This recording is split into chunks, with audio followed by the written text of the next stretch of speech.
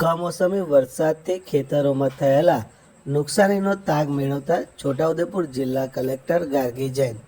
કમોસમી વરસાદથી છોટાઉદેપુર જિલ્લામાં ડાંગર અને સોયાબીનના પાકને નુકસાન થયું છે. જિલ્લા કલેક્ટર ગાર્ગી જૈન દ્વારા વરસાદથી નુકસાન થયેલ ખેતરની મુલાકાત લેવાઈ હતી.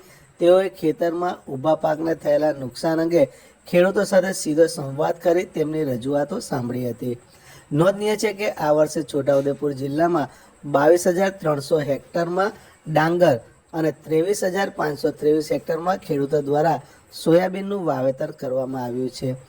જિલ્લા કલેક્ટર ગાર્ગી જૈનની આ મુલાકાત દરમિયાન તેમની સાથે છોટાઉદેપુર જિલ્લા ખેતીવાડી અધિકારી BS પંચાલ, મદદનીશ ખેતી નિયામક કૃણાલ પટેલ, તલાટી, ગ્રામ સેવક અને ખેડૂતો ઉપસ્થિત રહ્યા હતા.